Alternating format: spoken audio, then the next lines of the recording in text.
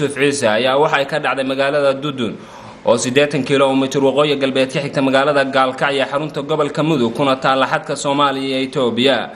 xafladda caleemasaarka oo ahayd mid si heer sare ah loo soo agaasimay cusub Emir Maxamed Yuusuf Ciise waxa caleemasaaray 9 isin oo ka kala socda beelaha Majeerteen iyo malaaqa beelaha Digil iyo Mirifle malaaq Deerow Yacquub Sheekh goobta amiirka lagu caleemasaarahay ayaa waxa soo buux dhaafshay kumaankum qof kuwaas oo wajiyadooda laga dheehan karay farxad aad u sarreysa barbaarta gaashaaman oo xiran hidaha iyo dhaqanka ayaa isku wareejiyay guriga oo caleemasaarku ka dhacayay goobta caleemasaarku ka dhacay ayaa waxa lagu wareejiyay barbaar xiran dharka hidaha iyo dhaqanka markii uu goobta soo gaaray Emir Maxamed Yuusuf Ciise ayaa waxa cirka isku shareeray mashxalada iyo sawaxan taasoo lagu soo dhaweynayo amiirka cusub Maxamed Yuusuf Ciise ugu horreynba waxa halkaasi ka hadlay nabadoon badal khalaf oo ka sheekay waxyaabaha loo magacaabay amiirkan cusub waxaanu hadalkiisu ku bilaabay Amir Maxamed uma aanan caleemasaarin qoyskayga waxaan u keenay oo caleemasaaray ummadda Soomaaliyeed iyo geeska Afrika oo dhan wax wanaagsan inuu ka qabto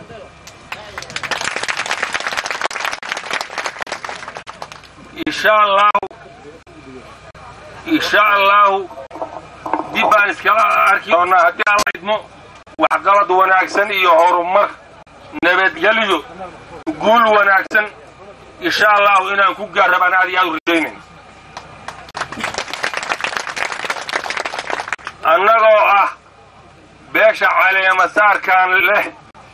waxaan guddoonsanay boqolka sannadood oo inoogu soo socda nabadgelyada iyo horumarka dalkeena ka qayb qaadan boqor Cabdullaahi Axmed Cali oo ah boqorka beesha dhulbaanta ayaa halkaasi ka hadlay waxa uu sheegay inay haddii yihiin beesha harti iyo guud ahaanba beelaha kale ee Soomaaliya ay aad ugu faraxsan yihiin amiirkan cusub ee beeshan ay soo dooratay waxaanu sheegay inay la shaqeyn doonaan waxaan ku daraynaa marka hore amiirka waxaan sidoo loo boqoray amiirka loogu aqoonsaday yaanu idinku raacsanahay oo idinkula boqoray ciddii soo diyaarisay waxaan ku hambaliyeynaynaa mas-uuliyadda culus ee la saaray in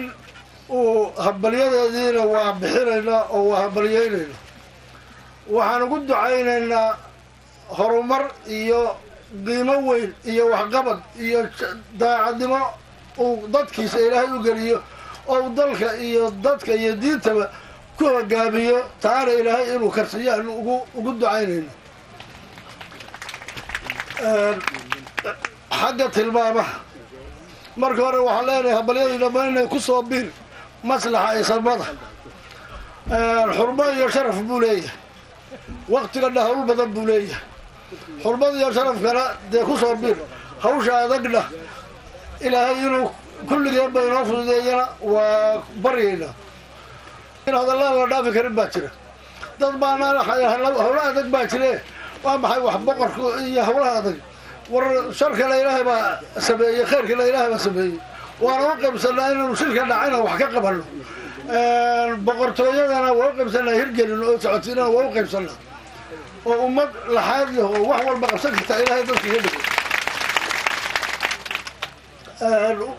intaa kadib waxaa mikrofoonka lagu soo dhaweeyay amiirka cusub Emir Maxamed Yuusuf Ciise